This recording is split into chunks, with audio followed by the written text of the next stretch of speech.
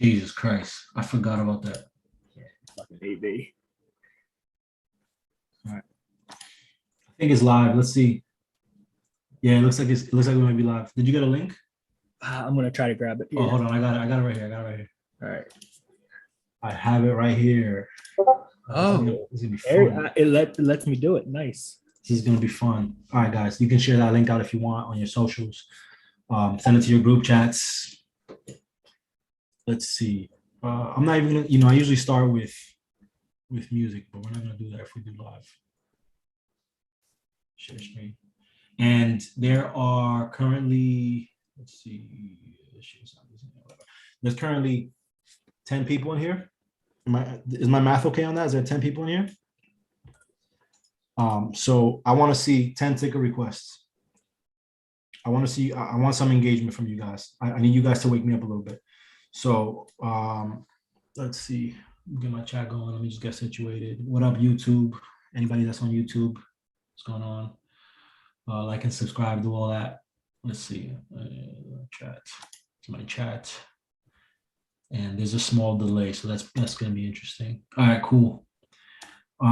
So first things first, happy Sunday. Thank you guys for joining. Welcome to the one and only, the world's greatest weekly watch list ever, Gold Rush Weekly Watch List. We have presented by your boy Huey 212 along with S. Dot, and Jay should be in here shortly at some point. Hope everybody had a good Sunday. Let me, so this past couple of weeks has been kind of rough for us. And by us, I mean every fucking trader in the world. So on a scale of 1 to 10, how strong was your week? 10 being a very strong week, 1 being a very not strong week. I personally took 4 trades this week. And my trades were, I'm going to read them to you now. And for anybody who's joining us on YouTube, this is an options trading community. And so we don't need to trade a lot. We just need to be snipers with it. I took the AA trade. Sorry, I took XPEV and I got killed. I took Oxy CVX, 35 call for Oxy and a 128 call for CVX, and those gave me 300% on my runners. I took BBBY, which was super risky. I took 100% off of that. I took AA and I took 20% off of that. Mara and Riot went to shit. And those are my trades for the week. So let me see what's going on here. Jay's in the building. So I see a 5, scale of 1 through 10. I see a 5 and a 7. We want to get those. Maybe this coming week we'll get them closer to 7, 8s, and 9s. I see a 1. So yeah, rough week. I mean, I don't blame you, and no shame. I mean, I pretty much made money only because of the energy trades. But if it wasn't for those trades, I would have had a really, really rough week myself. So I'm just gonna jump into it since I kind of want to give you guys a full hour, and I already spent 10 minutes talking bullshit. So let me get one in the chat if you guys can see my screen real quick, please. Jay host. Thank you. Oops. Sorry. Hold on. And so there's a handful of people in here in the Zoom call. I want to see you guys before I get started. I want to see everybody put a ticker in, one ticker that you want us to review, even if it's on my watch list or not. Okay, even if it's on the watch list or not, I want to see one ticker. Hey, co-host. Coach said he was up 400% this week, but couldn't get to his app to take my profits. Man, that's it. I mean, the answer is in the question, right? Or the answer is in the phrase. You gotta know when it's time to take profits. And Coach, what are you trading on? What software are you on? Robinhood. We can't get him off it. Well, listen, Robinhood has made a lot of people a lot of money. It's made a lot of people a lot of money, but you got to be sure to hit that take profit button when it comes time, because there's like those trail stops are not good on Robinhood. Now, can you set your limits in Robinhood? Because I'm probably the only person that trades that has not ever used a Robinhood. Yeah, you can set buy and sell limits. So we need to start selling, at least setting up half at 100%, right? Yeah, coach. Come on, if you're not going to be able to get to your phone or you're going to have time. I mean, I work shift work and I literally set my cells before I go to sleep. If they hit, great. You know, if it runs for a 400%, guess what? I still doubled my money. I don't give a fuck. So we need to start setting those cell limits if we know we can't get to our phones or we know we can't get to our computers. Options just move too fast. Yeah, we got to have them in there just in case. Especially now, options are moving super fast. Yep. I see SPY, I see XPX, I see CAT, Face. I see a whole bunch of stuff from STB. So we'll be sure to take a look at those. Let me see. There's a couple more people in here. Let me see 3 more. Before I get started, I want to see 3 more tickers in the chat. 3 more tickers that we're going to take a look at in the chat. We're getting some people popping in YouTube too, so I'll monitor YouTube. What up, YouTube? This might go longer than an hour, guys, just in case you guys have anything to do. But the whole thing will be recorded. I'm gonna hit the record button soon, so that we. Or this is probably being recorded just off the fact that it's on YouTube. Yep. Okay. YouTube will record it right off the bat. All right. So I mean, I'm waiting. I'm not gonna get this thing started until I see 3 more tickets in the chat. So I mean, my Sunday's quite open. I don't gotta be up until a little bit later, so I can do this all night. Okay. I see Apple. I ain't got no job. Which okay, I see Apple, I see Coinbase. Apple's on my watch list tonight. I like Apple has a good look to me tonight. So I see Apple, I see Coinbase, and come on, let's get one more. Let's go. There it is, Microsoft. You saved the night, Ruben. You saved the night. All right, yo, JS, you guys want to go first, or what do you want to do? I'm getting my shit fucking organized here, and also I'm trying to look up to see what ES did when it opened up. Okay, Jay, down 12 points. Go for it, man. Okay. So I'm just gonna look at. I'll leave SPX and QQQ and IWM for you guys because I have quite a lot to discuss. Now, the first thing I want to do, the first place I want to start is on some of last week's looks. So on last week's call, we were talking about these in blue over here. The first one that I have is Dropbox. So Dropbox was forming this kind of broadening formation. The last time that we discussed it, it was on last Sunday, and it was on this candlestick right here. Now, what it did was it kind of obviously got smacked down by Mutombo up here and fell down to this kind of widening support line, this falling kind of support line, and it bounced, came back down, and then put in another strong green candle on this day, on Friday, right? Just like the whole market, everything went crazy on Friday. So, so this is going to remain on my watch list. I'm going to wait to see what it does when it catches up to the 50. This red line here is the 50 simple moving average. Now, as you see, the last couple of days that it interacted with it, it got pushed down. So I'm looking to see if it built enough kind of power in these days. You know, you got the MACD starting to curl up, right? So I'm hoping that with this kind of MACD curl and a little bit of the power that is built at this price level, that hopefully we can get a strong push over the 50, because that'll trigger a bunch of people to buy. So I'm looking at that. I don't have much else to say about it. I will continue to monitor it in the server. The next one is Baidu. Now, Baidu was forming this, the last time we spoke about it, it was forming this kind of rising wedge. It fell out of the wedge, and so my thing was, I'm waiting for it to kind of fall out of the wedge so we can play puts and take it to the downside, back into this kind of demand zone. Previous demand zone, it's been tested ever since it kind of ran over here on November of 2020. And every time that it's fallen into the zone, it's kind of bounced, right? Each time. And now, so it's a proven zone. It could also be a triple tap to the downside or a quadruple tap to the downside, depending on how you look at things, right? Depending on if you're bearish or bullish. But it fell out of the rising wedge and straight into, if it caught on the 50 and traded at the 50 for a little bit, and then it fell into the demand and bounced on demand. So I want to see whether it's going to try to retest this demand and consolidate over here. And then after it consolidates, then I'll take a play. Now, one thing I want to mention with Baidu is that it has earnings on the 24th, which is in 3 weeks. So there's a potential catalyst for a run up there. However, with Chinese tickers, you got to play it super easy, super safe. With this particular ticker, I would probably favor it to continue to the downside. And the reason why is because, look at how the price has been up here. and it's making just lower highs this entire time, and it's forcing its way into this kind of demand zone. So I'm looking for it to kind of work its way, the price get tighter and tighter along this demand zone and just kind of slap it and drop it down. Personally, so I'm bearish on Baidu. I'm going to continue to watch it. And once again, guys, anybody who's joining us for the first time, I'm just going to go through these very quickly. These are kind of a recap of previous tickers that we've kind of looked at. So if you're wondering why I'm going so fast, that's why. Now, this is TSM. TSM is one of my favorites to play. I've been playing TSM forever. I'll continue to play it forever. I love the stock, so I continue to add it to my long-term portfolio. But in the meantime, we look like we have a good downside setup. Now, okay, so one thing I'll say is we were forming higher highs and higher lows for a bit until we kind of fell out of that channel. Let me go ahead and draw the channel for you. This is probably more of a disjointed channel. So let me just,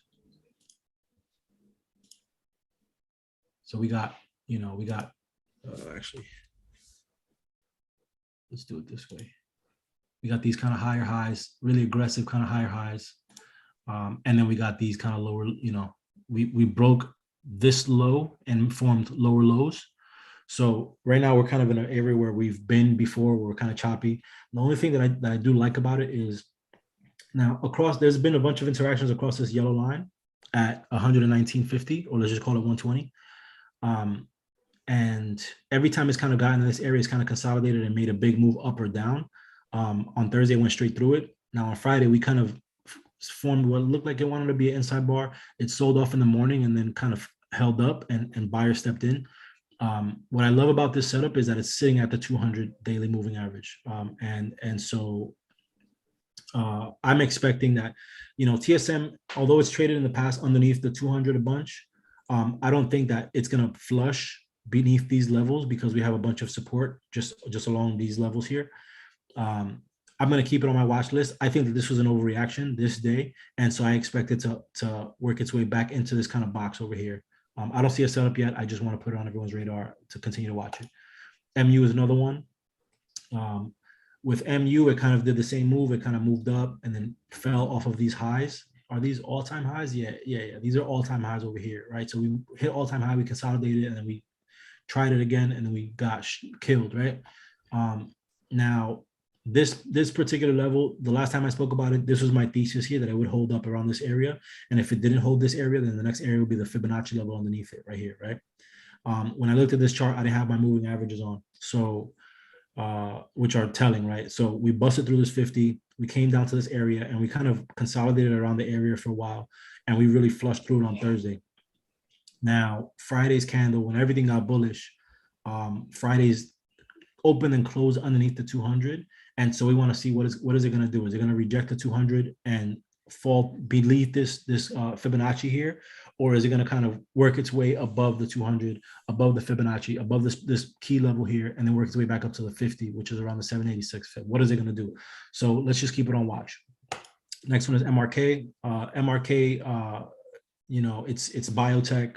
It's very volatile based on the news, based on everything that's going on in the world. It's kind of sitting underneath this falling resistance line, and between that and the 50-day moving average, it's kind of formed this bull flag, and it's kind of like failed, but now it's working its way to get bullish again. They have earnings in 3 days on Thursday, so there's a potential for a run up here. There might be a potential for a retest of that line, so I'm going to continue to watch it closely. Last one on recap is Love. I think that, so golden Fibonacci retracement levels are this area right here between 618 and 382. Really the 50% line is the golden level in my eyes. If you see a 618 retracement and it starts showing like kind of a reversal pattern here, then to jump. The 50 just gives it a little bit more energy personally, but you see this move from the low over here at 38.63 up to the high of what did we hit, 46.49 on this candle, and then we kind of had a couple of days of indecision, and we kind of flushed down from there. But we held these key fib levels, right? We held the 50% here, we bounced, we flushed on the red market days, and then we really flushed badly on this day. Actually, I want to zoom into the day. Before I do that, let me extend this so we can kind of see what it did, how it interacted with it on the day. So let me go to the 30-minute chart. So on the 30-minute chart, we flushed beneath, this is the 50% fib right here at 42.61. We flushed beneath that 50, and we put in a reversal pattern here with the kind of a morning star vibe right here with a hammer, right? Came up and just worked our way up, right? Retested the fib, bounced up, found resistance at the other fib, and then broke through it to end the day. So this is a very, very bullish day because obviously the first couple of candles in a day are high volume, and usually the last candle is very high volume. So that's where you find most of your conviction. And now we ended the day higher than we started it. So I'm just gonna keep watching it. Again, I drew these arrows here, basically thinking this is what it's gonna do, and that's kind of what it did. It's holding this 50, and I want to see it. I wouldn't take a play until it gets above the 61.8% fib, also above that 50% moving, the 50-day moving average, which is red line. It really needs to get above this line and hold before I get really interested in it. And now, again, love the airlines are super volatile and dependent on news. So, and I see Netflix and Spot from YouTube. What up, YouTube? We'll take a look at those in a second. All right, cool. So let's do, I'm just gonna jump into my list very quickly, go through them very quickly to not waste anyone's time. The first one is BBBY. We took a BBBY play. The play that was called out was the, let's see, the 128.15 call for 69 cents, and it can go to zero. It gave us 100% if you kind of held it through the pain. It gave us 100% on the day, and then the Friday, it allowed us to, if we didn't take an exit, but we held, it allowed us to exit profitably on Friday. Now, the reason why I like it is because it kind of put in this double bottom here with a higher low, right? Here's a lower low, higher low, and also a higher high. So now we can start to think about an uptrend, but really we need to get out of this box, right? This range that it's in right now. At the top of this candle to the bottom of this candle is our range. So really we have to get above the box and really above this 50-day moving average. Now BBBY has been at this level before, and I forgot what the news was, and we caught it. I think Team Money put out a play for this, and we caught it on this gap, right? So it likes this level. This is a very strong level for BBBY. It had some indecision and it kind of flushed after that, but it likes to hold this level. If I go over to the past, that gap is fully filled. And then this is just a previous level where we've seen kind of support in the past, resistance here, support here. So I like it. I want to see it above the 50 before I take a trade on it. If we do get a nice trade on it, we can come up to try to test a 200 like we did on this day and kind of on this day. So go ahead. This has been on my watch list for about a week and a half now. I want to see a daily close over like 1560, 1570. And we get that. I think that's the time to kind of go long on it. I was kind of eyeing up the February monthly or the March monthly. So I kind of put that out Friday as we were kind of getting over that number, and we kind of failed it at the end of the day. But I actually like it for a nice long swing here. Yeah. One thing, as we're getting into this, we got to remember tomorrow's end of the month. So we're going to start looking at monthly candles, seeing how they're setting up as well. And I think BBY has a decent monthly candle for us to kind of play off of here. So something like that as well. That was a great point about end of month. Usually end of month, you get a nice rebalance, although I'll say that we've been selling off pretty much all month, all over the market. So I think that we might not see that. We may see one of those kind of gappy Mondays that we get. So just keep that in mind when you're looking at these plays and looking at these numbers. Where we are in the month and where we are in the market, right? So there's a lot of window dressing at the end of the month. Exactly. And for the new people on YouTube and in the server who don't know what that is, explain it, please. Basically, all these big portfolio managers, hedge funds, and institutions, they're closing their books for the month, and they want to make things look as good as possible. So when their monthly statement goes out to their clients, that they can show, X% up, we've doubled your money, tripled your money, made you 10%, whatever the fuck the case may be.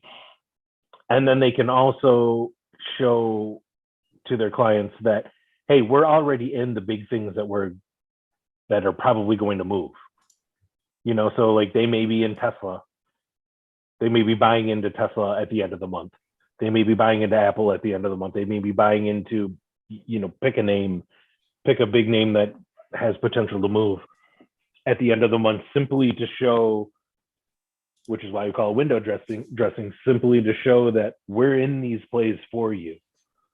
We're ahead of the curve on these things. So, they're literally just selling their book at the end of the month. Awesome. So yeah, I mean, the end of month is a tricky time to trade.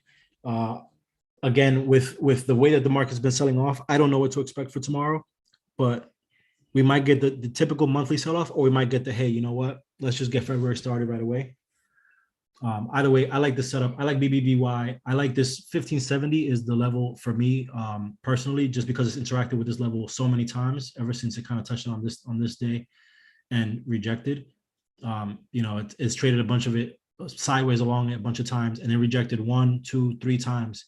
And look at how volatile it's been getting ever since. It'll kind of fall down really strong, come back up to it, fall down, come back up to it. So I think that as long as we can get above this 1570, hold that, and then get above the 50, that's going to be really, really interesting.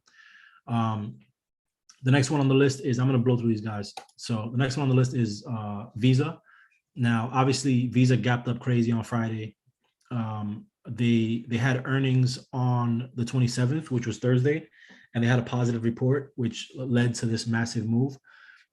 This move broke through the 200-day moving average. And then obviously the last time that we were underneath and broke through the 200 was back in the, I would say, this is COVID lows. On this day, it kind of moved. This thing's really been kind of sideways, but when it rallies, you see that it does want to rally. And so I'm hoping for something like that. What I'm seeing is, like, we obviously had the head and shoulders here. Let me draw it out for you so you can see it a little bit more clearly. Take this off. Right, we have the right shoulder here, the head, left shoulder here, bearish pattern. So you get, obviously, it comes up, rejects, comes up a little bit higher, rejects, comes up, rejects, and then flushes through a neckline, flushes all the way down. Now we look like we formed there was kind of a mini head and shoulders in here too, right? If you can see it, there's like kind of a left shoulder here, head, and then the head of the 200, and then the right shoulder over here. But what I like about this is there's a bunch of kind of consolidation and choppiness around these days, with a massive gap down candle that flushes through the 50, and then a nice hammer to show where the true intention is. And then we kind of moved up from there. So all that being said, I think that this play has really good risk to reward. It's not the best on the list, but I think it's decent. It's almost a 3-to-1. I personally would play it above the break of the high of day for a continuation. Or really, if it kind of works, if it kind of opens in this area here in between the high of day and the 200, I think it's safe as long as it holds that 200 or shows a kind of a bullish pattern within the current price here. Is a kind of the risky kind of place to play, as long as it remains above the 200. So my safe entry would be the break of 228.06, and my final target would be the this kind of high over here, which is just 240, just a round number, right? And again, we know what kind of market we're in, so we want to be really, really careful with how we play it. But if you want to take the safe play, take it from the break of here. You have these 2 targets before you get to the final target. And then your stop loss would be this previous kind of resistance area here, would act as a support. And then if you want to be risky, then you got to tighten up your risk reward. So your risk would be kind of this 200-day moving average. Holding would be the level that you want to get in, as long as it holds. And if it breaks it, then you want to get out of the trade. So I like Visa, double bottom, the MACD put in its first green candle, right, on some nice swings, right? Swing up, swing down, nice swing up. So we might get a couple of green days out of it. The only thing that kind of worries me is this RSI being red hot, the way that it moved on Friday, right? Like Thursday, it was all the way down here at 40.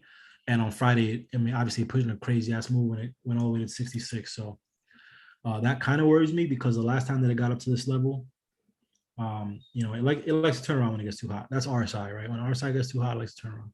So are people going to be kind of held back by this RSI, or are they going to wait for this MACD to put in a full histogram?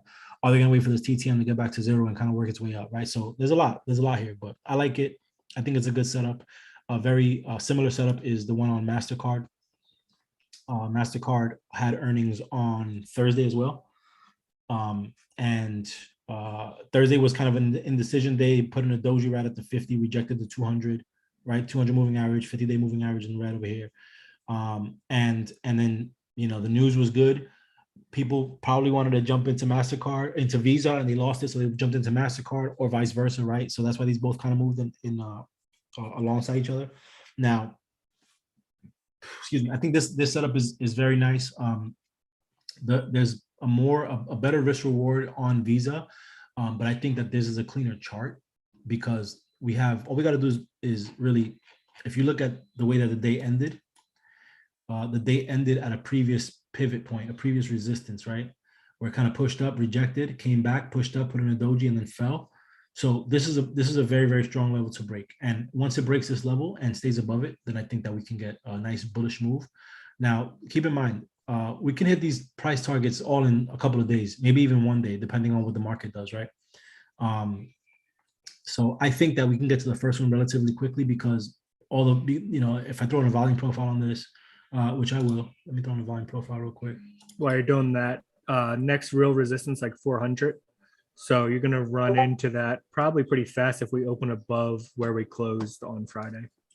I think. Yeah, like the you can see if you look at the volume shells, which are these kind of levels, this histogram here on the right hand side of the screen. This is the level where most of the trading occurred, and just right above that level, there's a gap until kind of this next line here, which is where we opened on this day on August 2nd of 2021.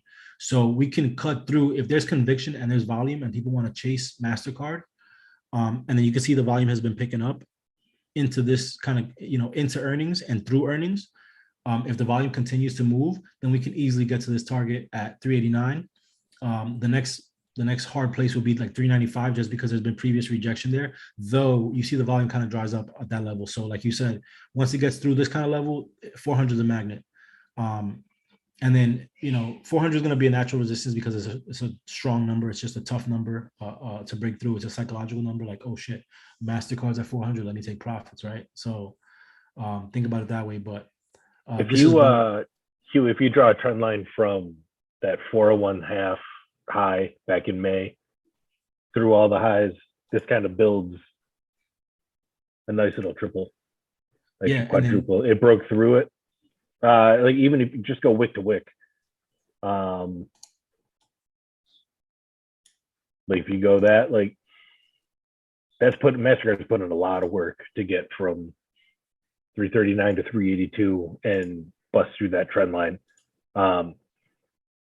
So it's a very, very, very bullish move, especially right off of earnings. But just be cognizant of that trend line that's there, I guess is what I'm saying. Yeah, ideally, we probably want to see a resting day in here, right? A resting day, maybe even two. Retest that trend line, not close below that trend line. If we can stay above that trend line and get a resting day or two, that's where we want to look to enter and watch it rip off. Yeah, and then that trend. A couple of resting bars, even like lower volume days, will still give us some kind of some fill in this gap in the volume shelf, which is going to be enough to kind of keep it up and hold support for a continued move. I see that BT says V and MA are on her watch list as well, and she's a fucking sniper. So that's added conviction for you. And I would assume that the RSI on this side, sorry if you already showed it on this one, but I know you did on Visa, is like basically a mirror image. Yeah, it's exactly the same. Yep. Yeah. So 2 resting days that would cool off the RSI, get us back into something a little more manageable in terms of RSI. Yep. And boom, boom. Yeah, we're at 63. I mean, we've gone higher. But I mean, like from trough to peak, you know, like right there. That's a crazy move. One day to the next, right? So and so what we want to do is 2 resting days would be perfect. That's really an ideal world because that'll kind of cool the RSI down, and then it'll give us a 0 line over here, and it'll give us a 0 line over here on the MACD and the TTM. So that'll be perfect. So let's just continue to watch it. I think it's a good trade. Let's just continue to watch it. Next one on my list is Apple. What I love about Apple is that obviously it was in this really strong downtrend. It had its earnings and it moved on earnings, and it kind of, people were wondering what it was going to do, and it kind of fell. And this big candle came at the end of the day. such a crazy move at the end of the day. But what I like about it is it kind of broke through this line that I drew here, this previous resistance, and it's also above the 50-day moving average. Now, what I'm thinking about is, and this one has really, really great, really strong risk reward, but this wouldn't be a risk reward for a day trade. This would be a risk reward for like, a swing out a couple months, maybe a March swing or an April swing, right? I think March is probably a safer bet because you get good prices and you get at least 3 weeks of a play before you can start thinking about taking profits. And you can deal with some sideways movement, right? Now, the risk reward for this, if it went back to all-time highs, would be a 6-to-1 risk reward. So this is really, really good. And now my downside on this, I have as this line here at 168.27. This level right here. The reason why I like this level is because it's acted as support 3 times in the past. It's acted as resistance as well. It's just a level of an interesting level where you usually find a reaction for Apple. Now, the risk reward is probably going to be a little bit better since you have this 50-day moving average, but we really need to kind of trade sideways along it for 15, 20, 30 minutes before it can work its way up. The thing with Apple, though, is Apple likes to make volatile moves at the beginning of the day. And so if we get a volatile downside move, then I'm looking for a potential retest of this kind of downtrend, this downtrend resistance line. That'll bring us from 160, where we at? We closed at 170. That'll bring us back down to like 165. So it's a $5 downside move. It's aggressive. I don't know if it's gonna happen. Who knows? You can ignore these lines. These are old lines. So I'm super bullish on this as long as it stays above the 50. If you're aggressive, you can take the entry at the high of day, take it at 170, and take a long swing, and you can work your way up to back to 180, 183. What do you guys see with Apple, if anything? Same. Yeah, like the 20 and 50 are on top of each other. The most bullish thing is it stays above it, and ideally I'd love to see it. I'm a broken record with a couple of days of consolidation, but 2 small little candles that just hold that 20 and hold that 50, this thing could just take off. Yeah, and you were mentioning in the server that it was on 20. It was the 20 and the 50 were on top of each other pretty much all day. Yeah, they're similar. So the 20 is 170, the 50 is 169 and a half, basically 169.59. Yeah. So they're right on top of each other. So it's above the or it's at the 20. It peaked its head over right at the end of the day. Last candle. Yeah. So that's really, the 20 is going to be the first test, and the 50 is going to be the ultimate test if this thing wants to stay bullish. But I mean, it came crashing and burning. It put in this nice basing pattern here. Nice buyer, a bunch of buyers down here at this level. They like the stock, and it kind of consolidated, made some volatile moves even in the consolidation, and gapped up out of it. So that's really nice. I love this for Apple. Obviously, you had the head and shoulders that forced it down, and now it's working its way back up. So I'm going to continue to watch it. I love Apple. You guys know whenever I play Apple, usually. And what was that? The one. What, the levels? That 168 level. Yeah. That's the neckline of that head and shoulders. Yeah, right here. This level right here, the 168.29. Yep, that's the neckline of the head and shoulders. It's now pierced back up, and failed head and shoulders usually, on average, have huge explosive moves to the upside. Yep. So, earnings is done. The only thing that I see in terms of a negative catalyst would be this dividend payout, which those are typically dojis for Apple. Let me see there. The last one was here. Put in a doji. Over here we put in a doji. Over here we put in a hanging man doji. Over here we put in another doji. So, so that's going to be, if you're looking for an entry and you want to go super long, then just wait for it to kind of, on Friday, we're going to have a dividend payout. So maybe you get an entry there. Otherwise, I'm going to be watching it. I might take it at open and just kind of chill, right? If I want to build my position, I might start a position at open and then watch what it does. Wait for a better price, add to it, scale in, scale out, chill. Apple's nice though, very nice bullish play. The next one is DDOG. DDOG. So the reason why I like this is because this is going to be, Datadog is a cybersecurity ticker. They, as you know, the metaverse is just gearing up to go full blown into your fucking head top, right? Like metaverse is about to take over lives. And so I think that we should all look into cybersecurity for, to go super long, maybe not for options, but definitely for your long-term portfolio. S has been super bullish on S. S is the ticker. So maybe he can talk about that on his portion, because I want to learn a little bit about it. He has a little bit of insider information. Maybe it just might be somebody who just is super bullish on it, who's putting him on. But easy over there, easy. But yeah, we are SEC compliant. So what I like about this is it kind of formed this falling resistance into the 200, and we traded underneath the 200. We got up above it and then came back underneath it, and now we're working our way back above it. Now this is kind of ugly price action for some. There's kind of a broadening formation in here. There's a bunch of stuff going on, but what I want to highlight is that we're above the 200.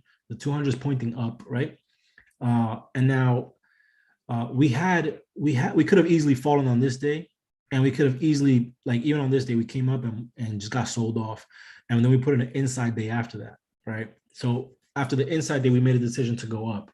Now this really depends on what we're gonna do out of this box. Now I put, for my risk reward, the risk reward is 2.8, right? 2.79. Now I put it at the high of day, but I think that's quite aggressive. The safer play would be, and this is if you want to go super long, the safer play would be to get out of this box, right?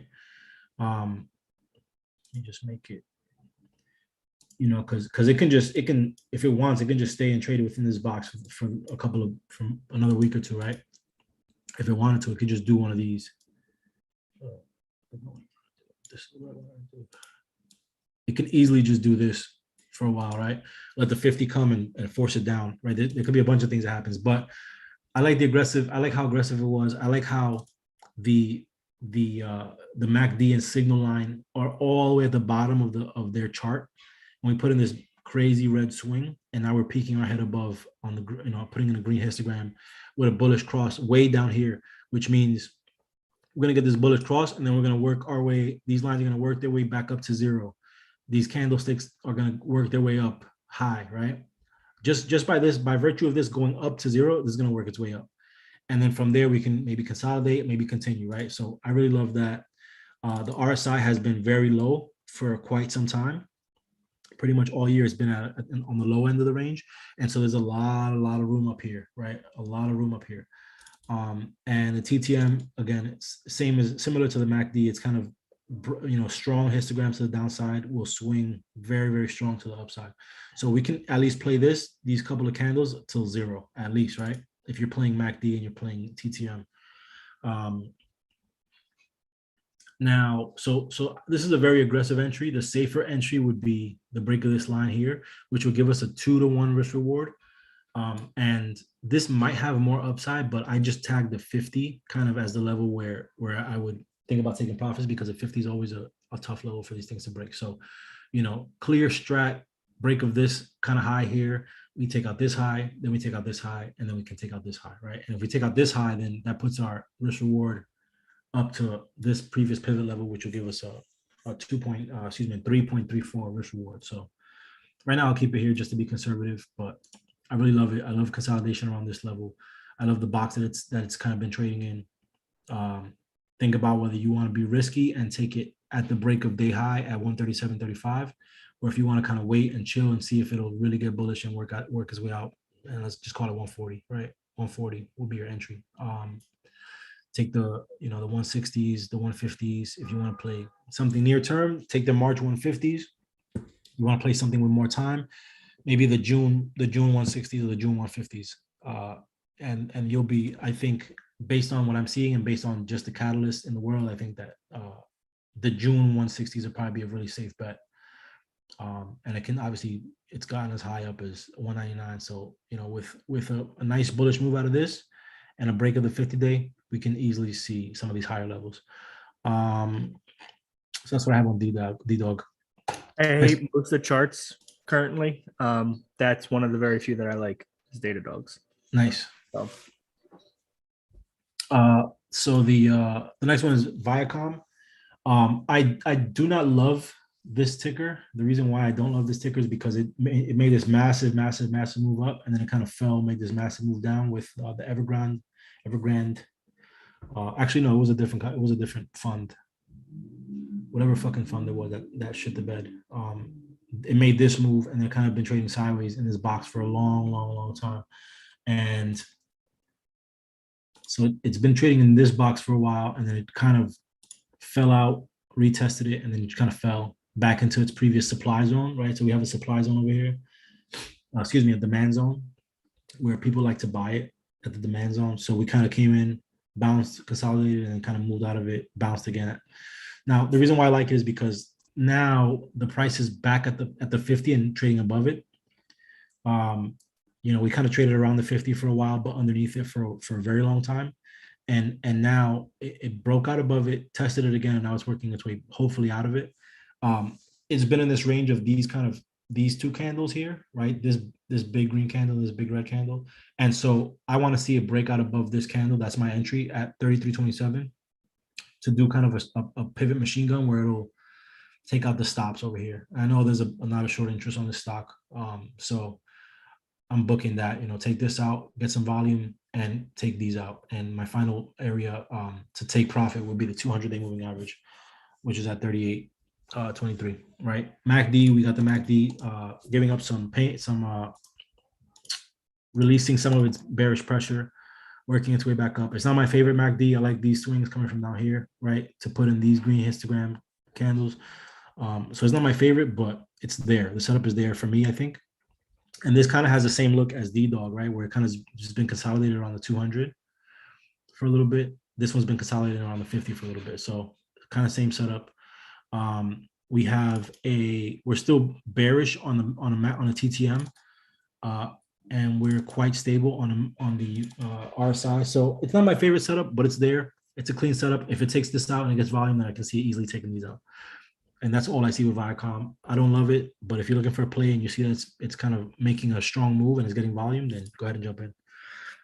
Next one is WY, Weyerhaeuser, which I believe they're in lumber. Yeah, lumber. Yeah.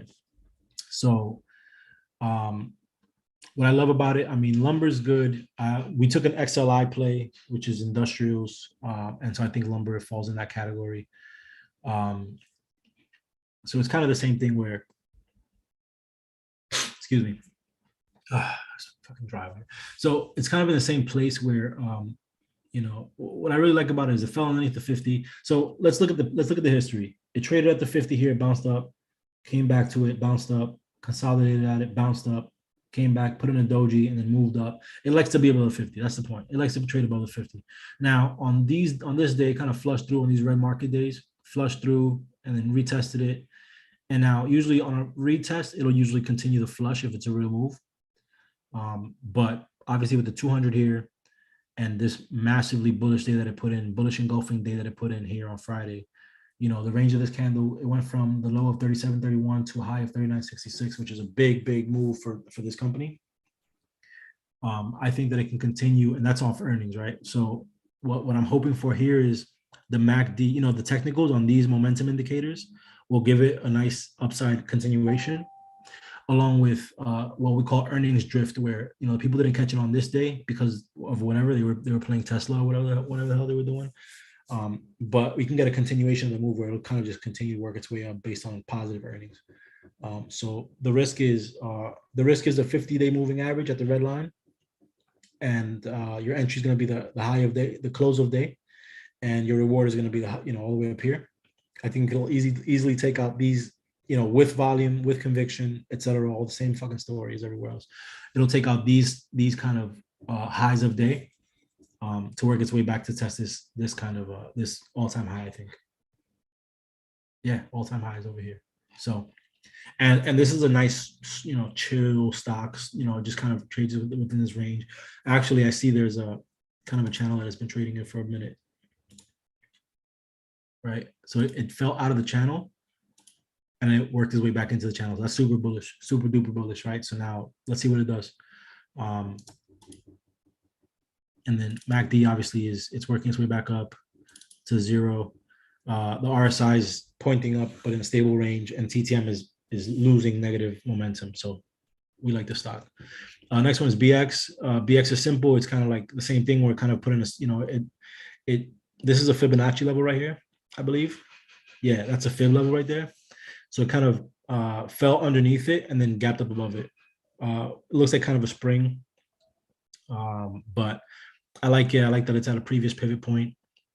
I don't like that the 50 days up here, but a second chance at kind of working to the 50. So maybe it's a 1 day play, maybe it's a day trade, right? Into this 50 day.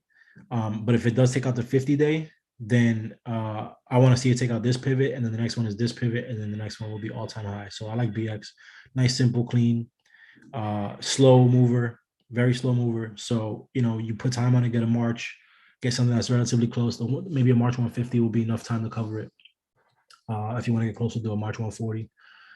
And that's it. I don't want to talk too much about this because I don't love it, but I think that's all I got for this. I'll let you guys discuss the Qs. I'll let you guys discuss SPX or SPY, and maybe we can talk about IWM as well, because I know a bunch of our people have been playing it. So yeah, that's all I got for you guys. And sorry for dragging it out. Who got next? Jay, you want it? Whatever. It's up to you, man. Yeah, take it if you can. I'll hop on last. Yeah. So, and if anybody who's on YouTube, if this is the first time maybe you're seeing us, hearing of us, we are the Gold Rush Gang. If you like to trade with us for a week, I mean, you can't really get too much of our style out of just this conversation, but we're offering a 1 week free trial. If you visit goldrushgang.net, that's goldrushgang.net, and then click join us. And then at the very bottom, you'll see something called the Fun Pass. It'll give you a 7-day free trial with us. So go ahead, Jay. I'm gonna go on mute. Tired of talking. Yeah, no, join. But yeah, I mean, SPX basically had this huge head and shoulders here, broke through the neckline, and now dumped the 200, dumped it basically everything, 20, 50, 100, 200. Now we're kind of building this right here up to the 200 day. Technically this kind of just looks like the wrong one. Looks like it's a flag back to the 100 day or 200 day, excuse me. So, just based off of chart patterns, we have to kind of look at it this way. But, we've had some nice, really bullish days in between there, but we've also had some pretty bearish ones as well. SPX is, at this point, is just all about this 200 though. If it can break through and hold, then we start testing the MAs again, and we start, I don't know why this doesn't have all mine, but then we start testing all these different levels here. So really all I'm looking at is what does it do here? It peeked its head over on, what was that, the 26th, the Wednesday, but failed, tried to touch it again, failed, got right to it. If we look at it intraday, we got right there, and we got right there at the end of the day. So really, we just need to see what it does here, because that will set the tone.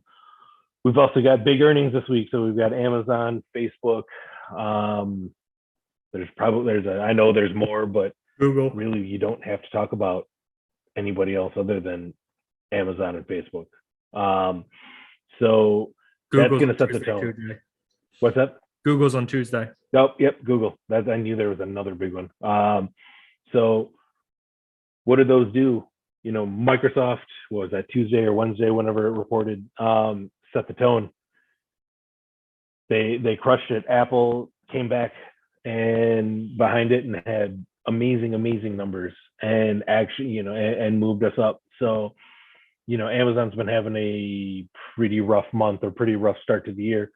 But if we can get that going, we can get Facebook going, that really solidifies our bullish case on SPY or SPX. The Qs,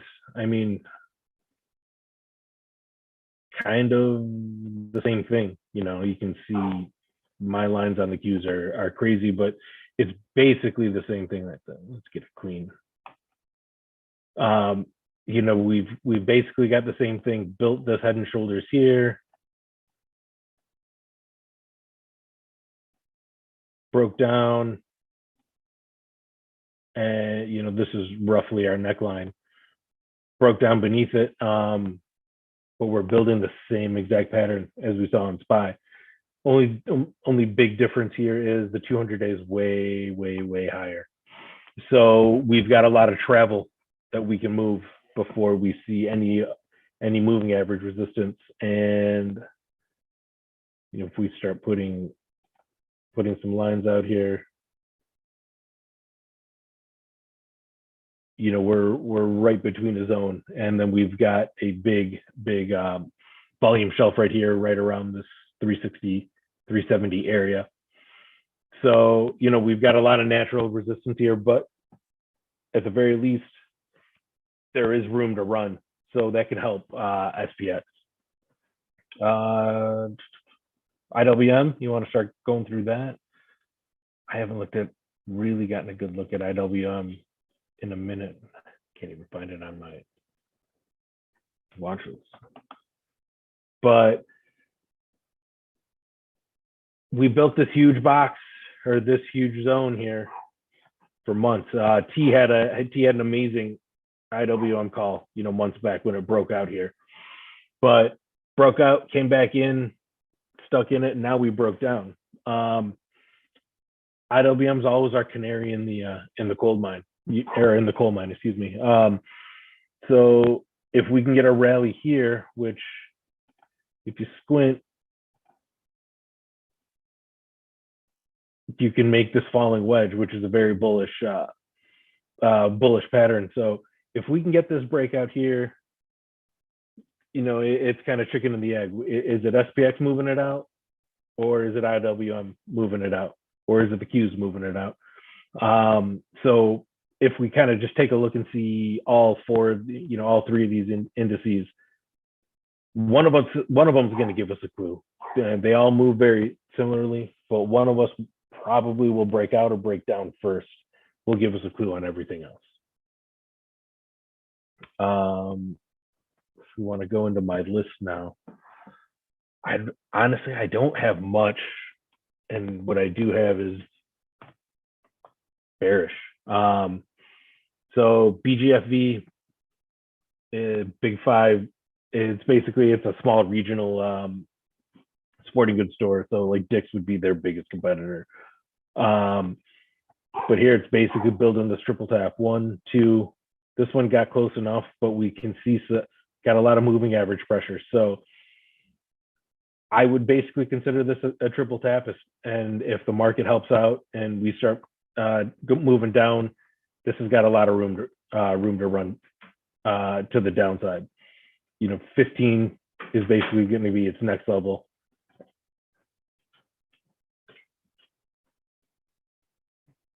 We've got 11 here, 12, and so there's a lot of room for this to fall if it wants to. Buster, come on, buddy. Next one I had was Baidu, but he already went over it. But basically, yeah, you know, he had mentioned this triple tap. That's my big play with Baidu. 1, 2, 3. Now we broke down this one. This one's come really close to that level. I'd like to see it actually touch it because it closed at 146 and this level's already at 135. You know, it's 10 points it needs. I'd like to see it touch it again. Let all these moving averages start curling down on top of it, and we can get a nice little flush. And Baidu can really move. You know, 125-ish is where ultimately I would see first targets, and then, you know, down here into the hundreds. And I know, yes, that's 46 points. So, you know, you could probably play this relatively far out or keep playing it for multiple weeks, you know, either weekly or monthlies down to 100. And the last one I had on my list was Netflix. And I know somebody in in the YouTube chat asked about this. So I think the big news for Netflix was, what's his fucking name? Put in a big stake. If somebody can, Bill Ackman, put in like something like $1 billion worth, or owns $1 billion worth of stock in Netflix. So that was kind of its catalyst here from really, really breaking down. If you don't know about Ackman, he doesn't really have the greatest track record these past few years on what he's traded in. Just look him up on Herbalife and Chipotle. I think he lost in the billions of dollars betting against them and their moves, basically. But that being said, he still does have, hold enough cachet to hold something up. So depending on how the market goes, it's just this kind of, pennant that it's been building. Because this is after a big move down, my natural inclination is to see that this is actually a bearish pennant. But, news trumps also. If Ackman has enough cachet for other investors to follow suit, we could really start to see this move up. And if it does break up, we've got a huge gap to fill. And then we've also got a high here at 410 at the top of this gap. Here's the bottom of the gap. Is roughly at this 500 level. I don't even need to put that out there. But, we really have to start going back here. So 450, and you can notice that all these start coming in at around round numbers, 467. So there's a lot of room even before gap fill for this to run. And there's also a lot of room down if it does end up breaking down. 350 is the bottom of this flag or bottom of the pennant. 291, do I think it really has that in it? I doubt it, but those are our levels. So that's what I see. I really think, of all of these things, Netflix is probably the one to move the most. It's just, which way.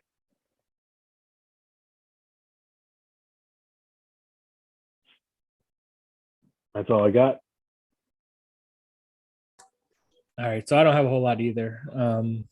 As a whole, I'm pretty bearish on most of the stuff. I'm trying to share my screen. I also didn't leave much for you guys. I feel like I did the whole market today. Yeah, you did, but whatever.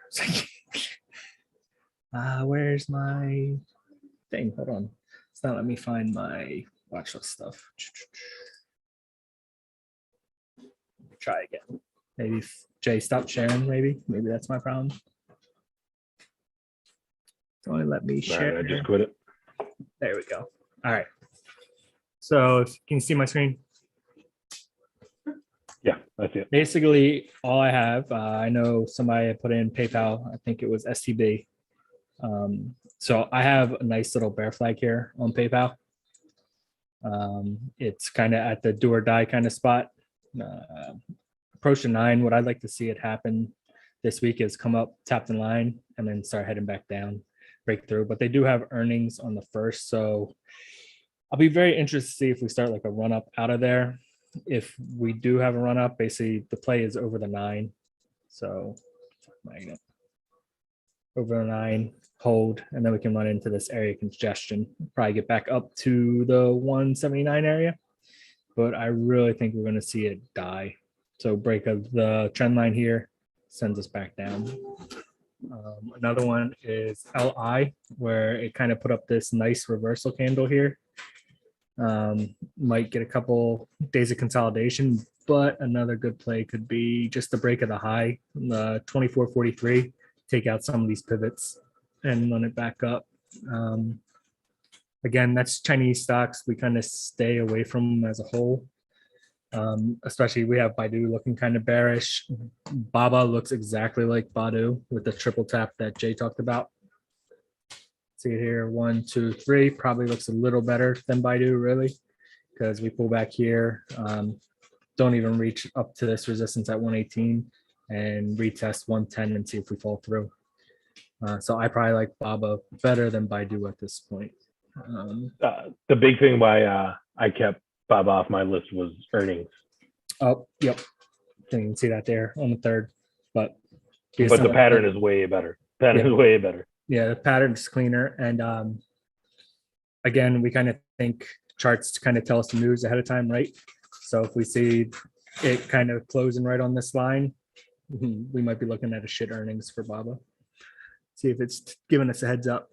And then my only other one is with this blizzard that hit the Northeast. HD likes to run when hurricanes hit. So do we see a gap up on HD here that has a little bit of, we got this supply area here that we're right on the bottom of, along with this gap here. So do we get into this and then fail through after initial pop? Or do we actually get enough volume to come in and push us through? And we get on this upside of 374, we can really start heading back up. But I'd look for it to kind of get 374 fail because it fills the gap, and then take puts on the downside. But we do have a 9 curling over. It's bounced on the 200 pretty good. So this could be a spot to go bullish. We have the catalyst of the blizzard. So another one to keep an eye on getting into those ranges. More things that look pretty bearish are the med stocks, the BNTXs kind of have a little bit of H pattern starting here. Bounce off the 9, see if it tests the 9 again, starts failing. Moderna looks way more bearish overall though. Let me see if I can find it. It kind of broke a little bit of this bear flag retest, and let's see what it does. It might not even get back up to the 9, but retest the trend and continue back down. I know we had Spot from YouTube. Most likely this is based off a lot of the talk of Joe Rogan and all the news about Neil Young pulling his stuff. To be honest, Spot's not necessarily in a play area for me. I do like this kind of Dragonfly Doji, but if you really are feeling like you need to play it, it would be something like over 173 yesterday, Friday's higher day, and then start trying to take off a pivot or two. So 173 takes you to 179, and then 179 should take you into 192. So if we can get some bullish out of this, that could work. Most monthlies that we've gone through kind of look like shit. I don't think I changed my monthly. You might get a potential earnings run up on Spot as well. Maybe. Yeah, or opposite, right? Because they got a lot of bad news coming on them right now. But that run up could rip those off pretty fast. And then I don't have a whole lot. Most of the stuff looks a lot like SPY. Most of it is very similar. You can see SPY has this broadening formation. It bounced right off that broadening formation each time and ripped up. Also, we have this demand zone from way back in June of 21. So that's a strong area overall. It's a matter of where we open up. So what I was looking at for SPY as a whole is this monthly candle. The fact that we're on the lower side, I can see us maybe chopping a little bit or trying to draw a couple more in on a type of bullish move here. Then the rest of this week, maybe come down, retest this broadening formation again before actually heading up, and then creating kind of an outside month if we can spike through. Setting February up. Prior to this, we were basically making new highs each month, even if it was barely in September. But at the same time, I'm thinking maybe we create a new low before maybe trying to head back up to those new highs for the February month. But, we got the new high this month, which is wild. We did right when we opened. So we might still try to do that, but we might try to draw some more in with a new low. But I wouldn't be mad if it broke the streak because this thing's been running red hot for months and months and months. It sure has. Yeah, like a nice little inside month wouldn't be the worst thing in the world. Yeah. And that's pretty much all I got. We have a couple that we need to fill in. If one of you guys can take over, that'd be awesome. Yeah, I'll grab it. Hold on. I'll share my screen. Which one do I want? I want this one. Okay, share. Sorry guys, there's a little bit of noise. I don't know if this car is like, I don't know if this guy's like testing his engine out, or he might have got a two-step installed, or maybe he's just stuck in the snow. Oh yeah, he's stuck in the snow. I was gonna say, didn't you guys get like a fucking foot? Yeah, he's struggling right now. All right, so I'm just going through the list. The first one that I see is CAT. So I think we went over SPX and SPY. Let me just pull up my list, make sure I don't miss anything real quick before I get started. Okay, cool. Now this is the monthly. So while I'm on the monthly, I would like to mention that it's forming higher lows on the monthly, as well as higher highs on the monthly. So it's a potential uptrend that we're in now. Now, if we look at it from the gap down on COVID lows, we've been kind of, obviously massive move, forming this big kind of bull flag here. Let me get rid of, actually, you know what? No, this Fibonacci is good. So I have this fib level. The 0% is at 87.70, and the 100 is at the high of 247.67. Let me get my headphones in. So SPY came down, CAT came down after this massive run and came and kind of tested this area at the 61.8 fib. A bunch of buyers stepped in over here and over here. It's been kind of ranging in this area for a bit, forming that same kind of box that I mentioned previously. That consolidation for months and months and months, right? So let's go into the weekly real quick, zooming in a little bit more. And if we look at the weekly, it's kind of just been, again, in this box, coming down, a bunch of buyers here, nice change in trend, and then it got smacked down. I guess people taking profits who bought up here, people were taking profits and forming this kind of higher low, rounding out, and just continue the massive move. Now, if we go into the daily, it looks like they had earnings. It looks like they reported earnings on Friday. And what do you have for earnings? Overall, good numbers. Now, why did it go red on a day where they reported good numbers? Because that's what these things do. Sometimes they just, whatever the market does, whatever it wants, right?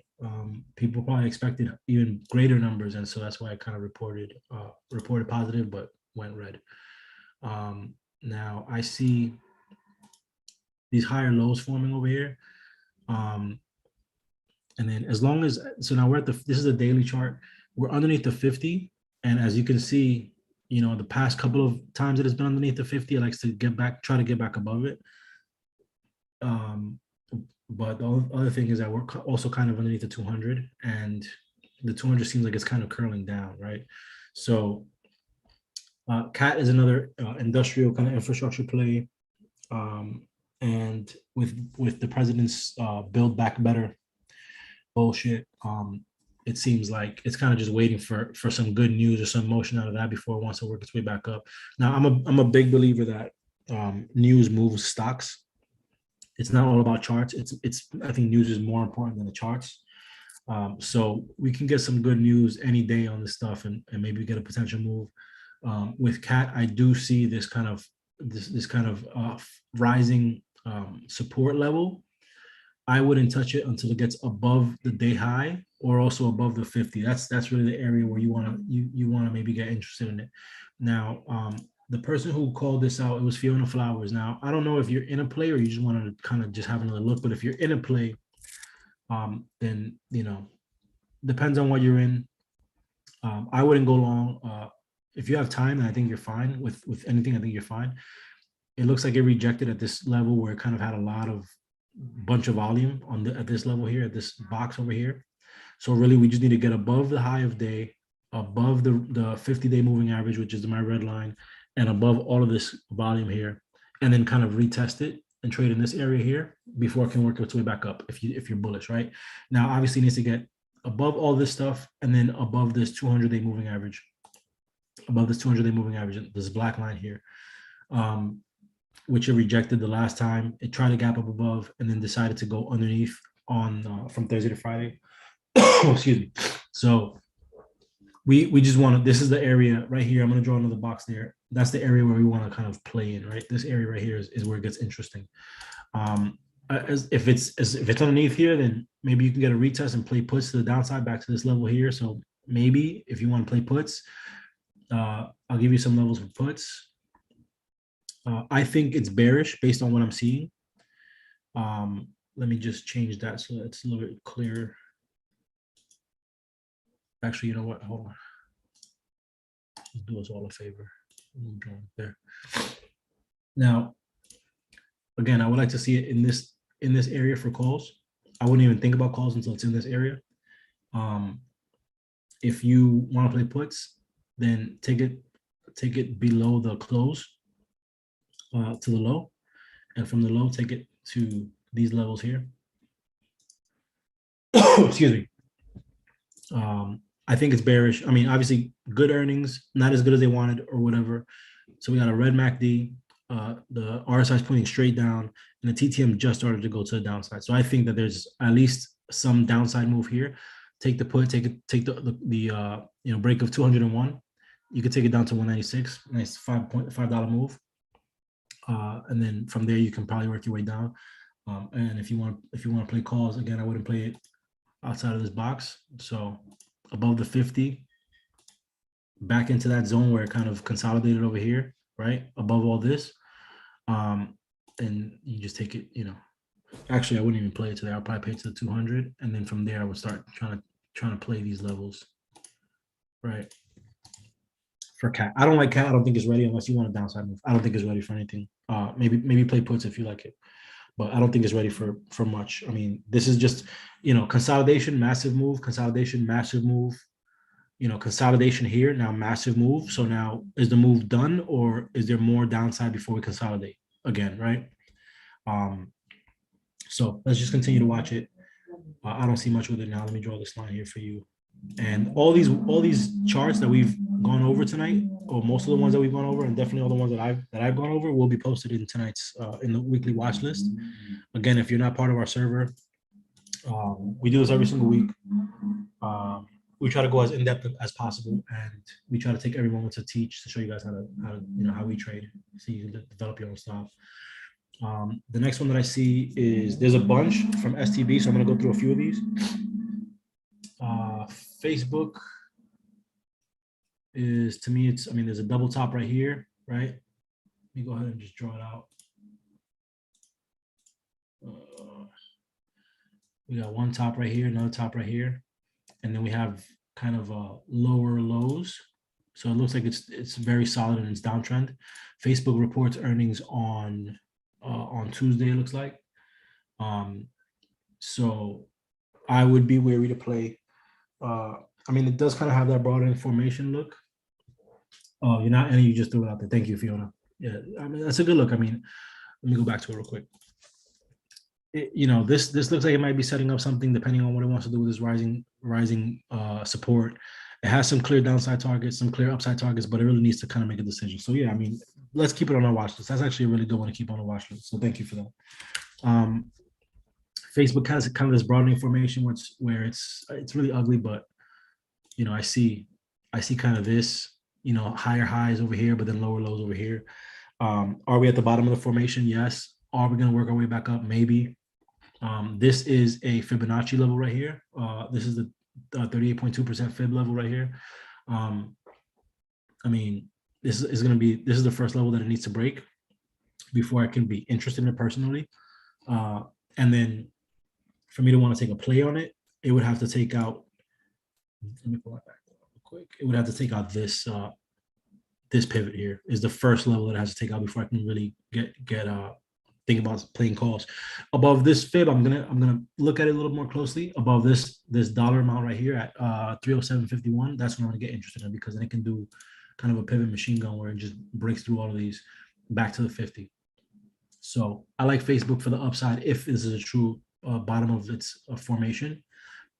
This can easily come back, hit this 38.2 fib and reject and work its way back down, right? It's not the cleanest setup. There's some buyers on here based on these wicks. It is forming higher lows based on the where the wicks are closing. Excuse me, where the wicks are at. But this could be, this could be taken out in one day. I personally don't think that there's. I mean, I don't know. Let's think about it. Like, how many users has Instagram gained? How many sales of ads has Instagram done in the past couple of months? Every Gumroad entrepreneur who's running ads used Facebook, Facebook ads to run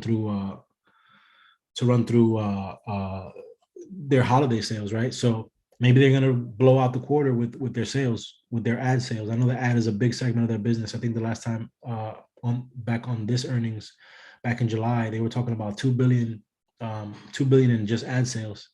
So I mean, this holiday season where the charts suffered, they might have gone crazy with metaverse stuff, and they might have gone crazy with ad sales. So that's a catalyst. I wouldn't personally swing through, but if you want to, then I mean, you can. We don't like to really say, hey, trade earnings. The chart says there's an upside move. So if you're risky, then take it. If you have, if you're playing with profit this year, then maybe you can risk giving some of that profit back. If you want to play some longer calls, like maybe March, end of March or April at the money, go for it. I personally wouldn't condone it. I do like the chart, actually. Now I'm looking at it for the upside move based on just the confluence of the momentum indicators, and then the broadening formation, these kind of little higher lows over here. Maybe there's something there. Check the open interest and track it for the next day. Look at what it was on Friday, and then look at what it's like tomorrow, and see what it does if you like it. Let me see if my Thinkorswim open. My Thinkorswim not open. So take a look at the OI and all that, and see what it does. Let me actually go to. Let's do it real quick. So the open interest for Facebook is, and this is our server. Actually, let me just pull up so you guys can see what you guys get.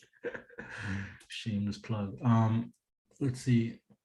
So the open interest for the 20th of last week. The open interest for the 18th, which is the next monthly expiration, is 285,000, with 56% of that open interest is bullish.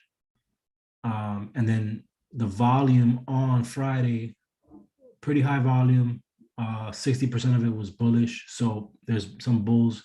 Now, keep in mind, this 60% and this 27,000. So whatever 60%, 60, what is it? 28,000 times 0.6. 16,800 calls could have been them just trading this one day. It could have been a day trade. They didn't want to play the dailies. They didn't want to play the 0 day, so they played the next monthlies, right? The 18th of February. So just keep that in mind. But more or less, the OI looks good. It does look bullish. Let's see. It does look bullish for open interest for the February 18th options chains. So now you can dial in and look at exactly which chain you want to look at. If we look at the biggest flow, we got the 300 calls. We're getting a bunch at the ask. A bunch of calls we're getting filled below bid, which is wild. Nice patient people here. These two people are very patient. And they're all above, most of them are above 300, right? 300, 320, 305, 295, which was probably a day trade. 250s were those are day trades. I don't think anybody's, they got deep expirations, 250 in the money, deep expiration. Who knows what it was, but a lot of bulls in there. So that's what I see on Facebook. Let's see what else we got. I'm just going through the list. Let's do BA, and STB said she's in Facebook puts and BA puts. Now, if you have time on your Facebook put, then you can get a rejection of this Fibonacci down to the next Fibonacci, or a rejection of this Fibonacci back down to the broadening formation. So it's not bad. If you're bullish, it depends. It really depends. Earnings is going to be the main thing to drive where Facebook goes. So I would just watch that. Let's look at Boeing. Boeing, so you're in Boeing puts. I like Boeing to the downside because it's underneath its moving averages, right? It's underneath the 50, it's underneath the 200. It retraced this whole move from here up to here. It retraced that whole move. It's just back at below zero. But one thing I will mention with Boeing, and it might be meaningless, but the one thing that I will mention is that this level, it's below its current. Get it right. Hold on. So now it's below this current level, this zero level, then this kind of level where some buyers kind of stepped in and started the move. But it doesn't spend too much time below this level. It gapped down on this day and bounced, gapped down again, bounced, now gap down again. Now, we've mentioned it a couple of times on this call where we got 1, 2, and 3 taps, right? And every single time that it gets to this level, it looks like the buyers step in and take control. But how many buyers are there? Like, you got to, at some point, you have to be exhausted, right? So this is a potential triple tap to the downside with the moving averages kind of forcing the price action down. Obviously, the 200 is a very, very strong point of contention for Boeing to go up, right? I mean, every time it gets to 200 for the past, 5 months, it's just been rejected. So it does look good for downside. Get rid of this, get rid of this. It does look good for downside. This fib means nothing, is meaningless. I can get rid of it. Now, the next level that it would have to reach if it does break that line would be, obviously break the low of day. Make that red so we're very clear. Break the low of day. And then it would have to come test this pivot, these levels over here. Now, if it does break this level here, 172.16, which is a very strong level. The reason why this is a very strong level is because it extends out. Just look at how many times it's reacted with that 172 or 170-ish, right? Plenty of times it's reacted there. So there's no reason why it wouldn't try to bounce and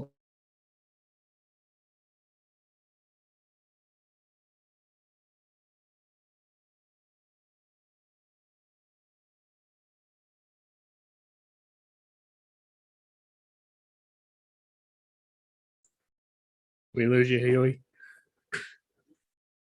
once you see kind of a reversal pattern show there. My internet connection is unstable. Thank you for that. Optimum one line. Let's see. Going through. And then, so let's look at XOM, because I know a bunch of people played it on Friday. XOM is beautiful. It's it's kind of, it broke out of this channel, this downtrend channel. I'm just gonna try to go through these as quickly as possible. Just draw it here.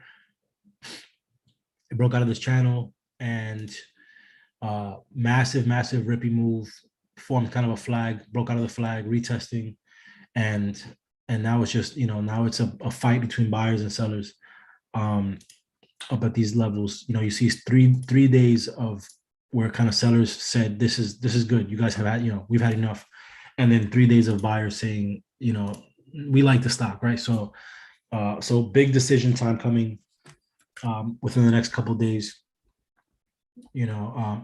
and we don't have to, it doesn't have to reach the end of this triangle. It can fall, it can rise up above it or fall down below it as quickly as it wants to. Now, if we look at the daily momentum indicators, it's pretty stable on the bullish side, although the MACD and the signal line are very, very high. And so naturally they're going to want to swing down.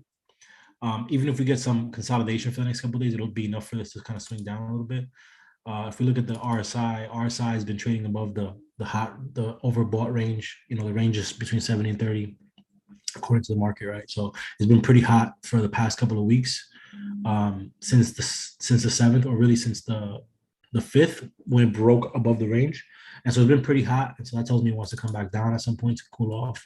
And the TTM has had a nice strong curve working its way up, and now it needs to naturally come back down, right? So it looks like, based on the momentum indicators, it looks like a downside move. Based on how extended it is from the 50, it looks like there's some space. And maybe even it comes down and kind of tests these previous resistances down here, right? These support levels again, right? Who knows?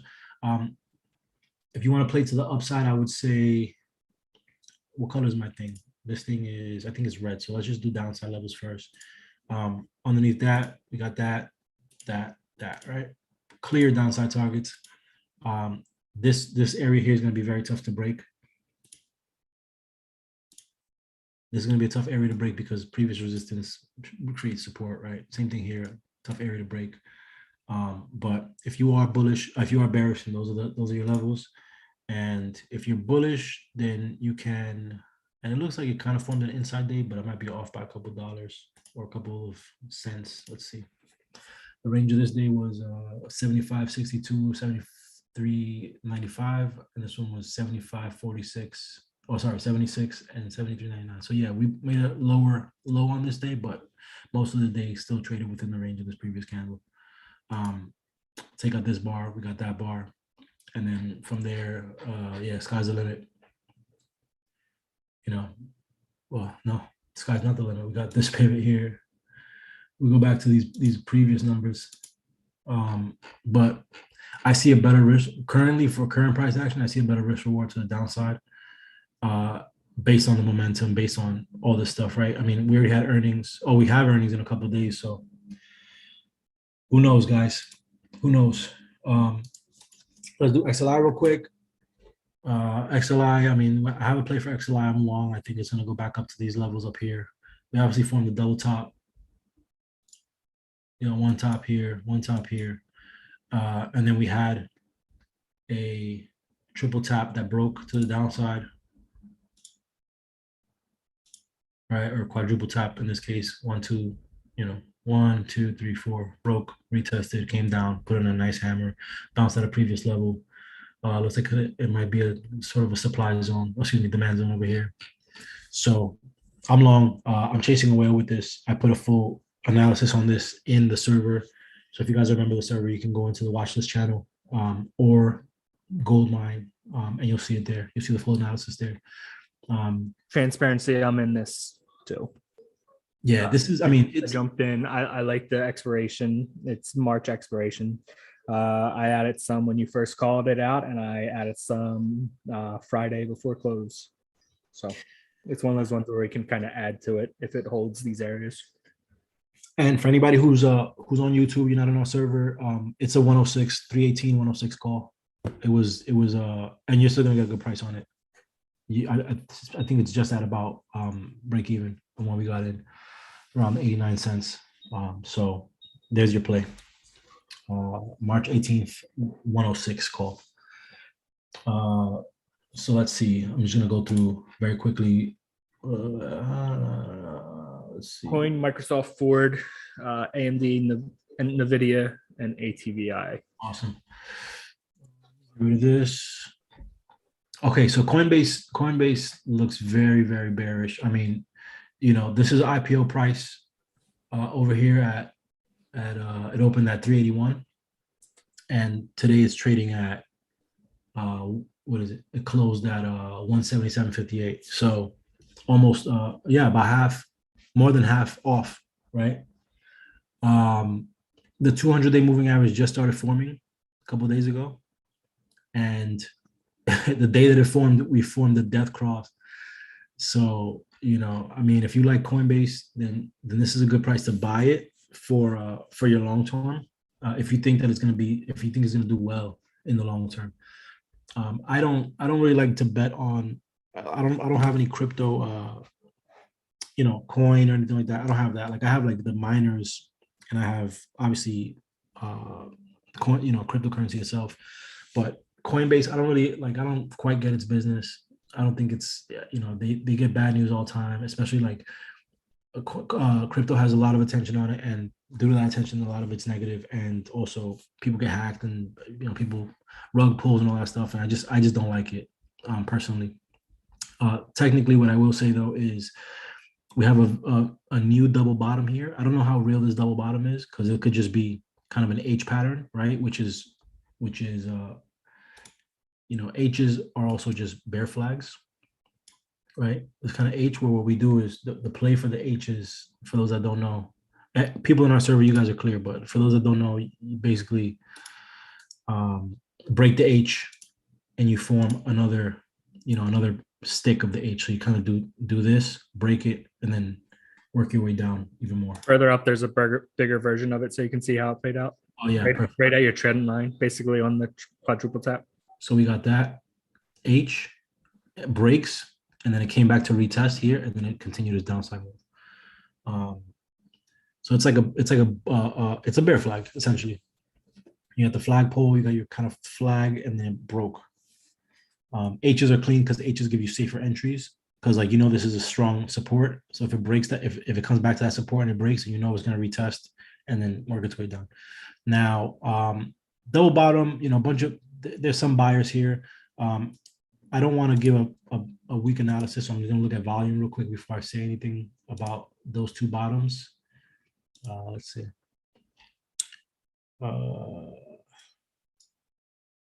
Let's see.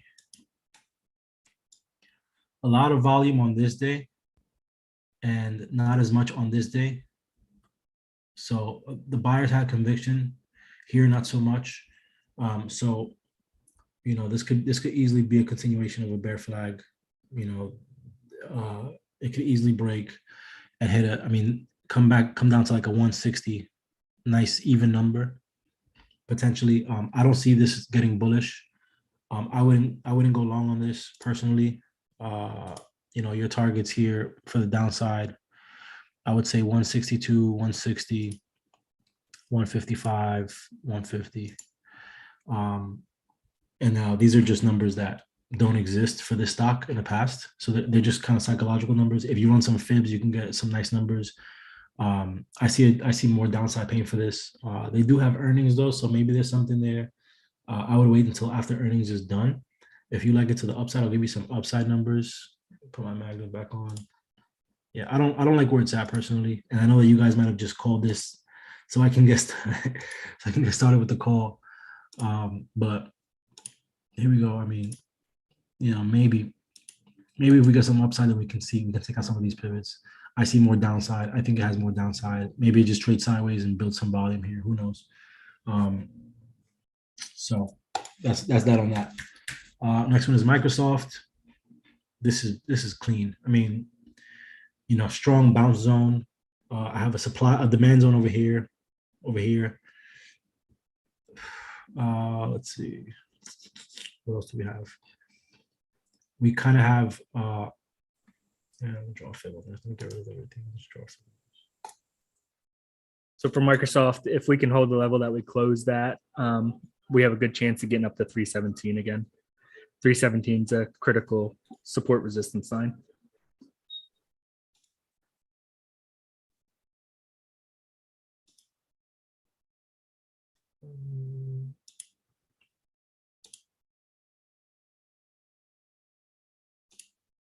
Yeah, S is the Microsoft whisperer. So 317. Your lines on Microsoft are the same for like past like fucking 10 years or something though. Critical support resistance. Now, obviously if it's approaching this, if the stock is approaching it from below, then it's a resistance, and if it's approaching it from above, it's a support, right? So as you can see, oh shit, hold on. Extend this out to the left. 317. Okay. Yeah, so we bounced here a bunch of times, and then it's failed here a bunch of times too. So so very, very crucial number, just like S said. And thank you for pointing that out. I have I play Microsoft is one of the stocks that I rarely play. If Microsoft is running, I'm typically playing Apple or SPY. If anything in like the Qs or SPY or SPX are running, I'm typically playing Apple. I like to play Apple, so you'll find me in Apple if this is running. But I think it looks bullish based on all these buyers that stepped in on this day, and then we put in an inside bar the next day, and then we gapped up, right? And even with this massive sell, we put another inside bar and we put in a green day, and I think we might have put in well, it's still inside actually. Wow. Is it?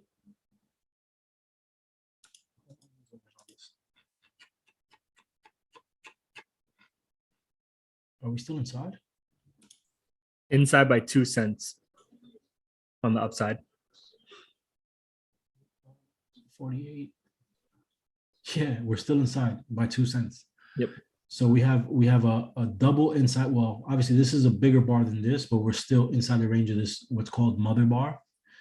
And so it looks like based on the higher low, or not really a higher low, but a higher open than the close here, with a retest, it looks like a nice bullish. Let's zoom in on this real quick.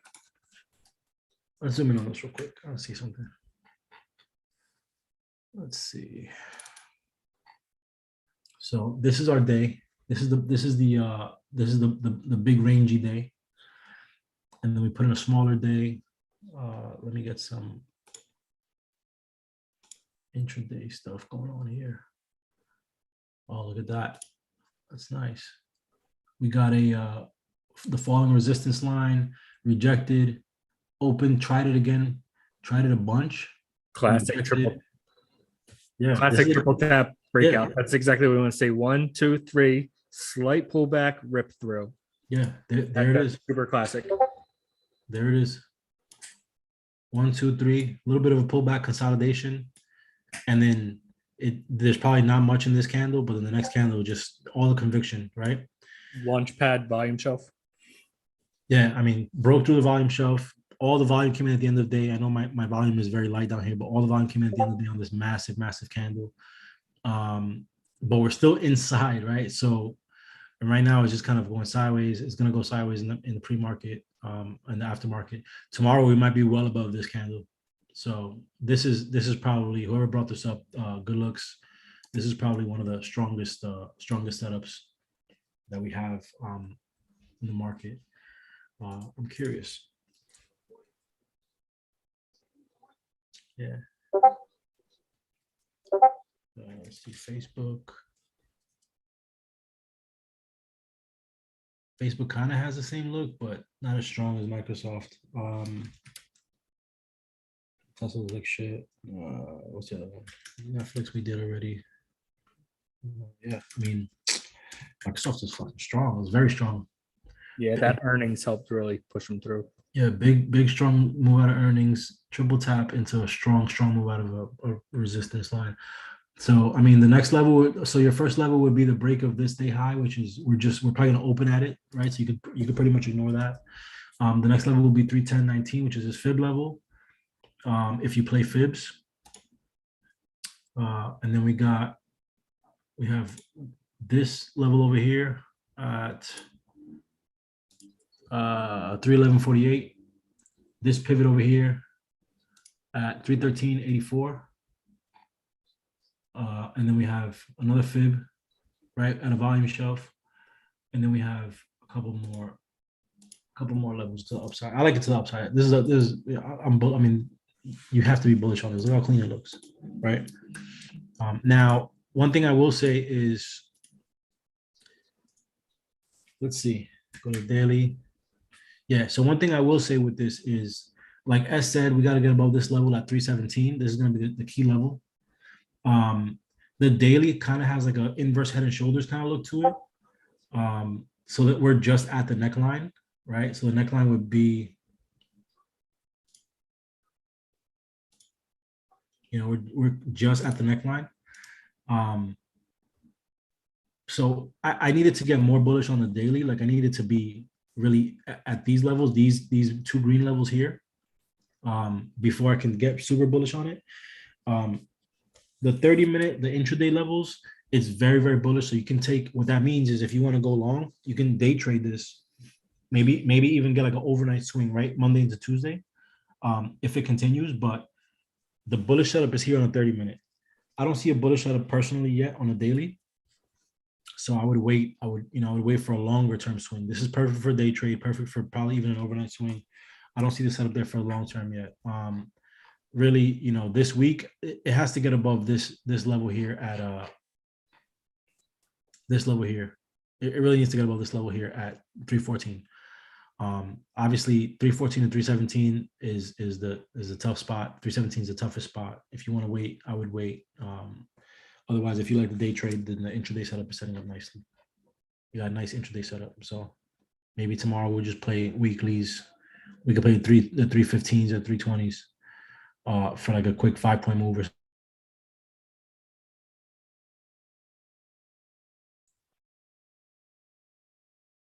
Huey's internet got him. If he doesn't come back, I don't want to push him off. Give him 2 minutes. There you go. You're back. Oh, my internet sucks. Well, all right, let's just call it. I mean, you want to go over there once F AMD in the video, because my internet's not. Yeah, I'll go through it. You can roll. Okay. I'll take those last 3 and then we'll call it a night. All right, cool. I'm gonna give up the mic. Go for it. Yep. All right. My screen should be up. And let's look at AMD real quick on the daily. I mean, it's super bearish like everything else. Broke the long term, broke below the 200 and kept dying. And then, so we had the kind of a low cross here, 9 crossing the 200. What did the weekly end up looking? At least buyers came in catching this support here. So that's nice. We get a nice catch off support. And then what's our monthly going to look like? Again, coming down in our support. That's a good monthly support, really. So I guess we're going to need to watch the next couple of days, how the month ends. When is their earnings? So they have earnings this week. They have earnings on Tuesday. So maybe we get a slight earnings run ups. Actually, news coming out of chips has been pretty bullish. Overall, what's been holding it down is the market for the most part. So we'll be looking for their guidance coming in. We might get a little run up because of how well earnings kind of have been and how they're easing on supply chain. And I bet you NVIDIA ends up looking very similar. And they're at least their earnings on the 16th. So this would be more of the play to play off AMD. NVIDIA caught long-term trend still on. We had the 9 cross the 200, just like AMD. We have this hard resistance. We had a nice little 4-bar play out, breakdown, and then we caught and got bullish again. Looks like we get above 230, this support resistance. We can start getting a little bullish and try to strip some off. So maybe AMD's earnings push us over and can get us going overall there. Then Ford,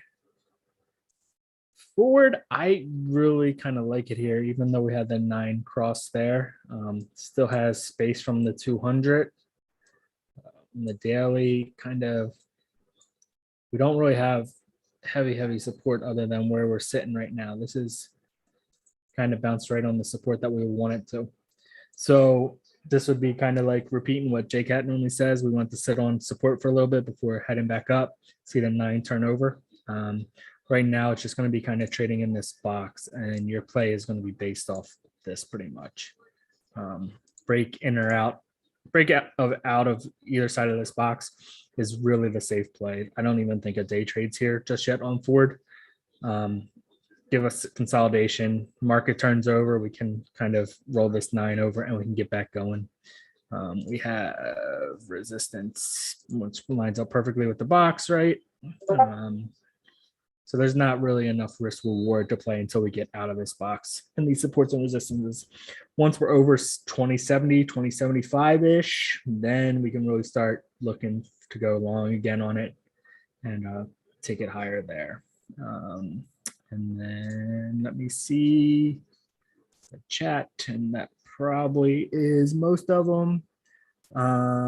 Yep. And the last one, YouTube, somebody asked about ATVI. Well, ATVI is looking to get purchased by Microsoft for $95.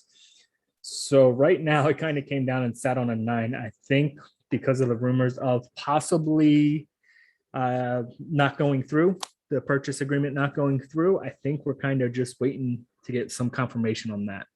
And we'll probably sit here in the $78, $80 range until some type of confirmation comes through.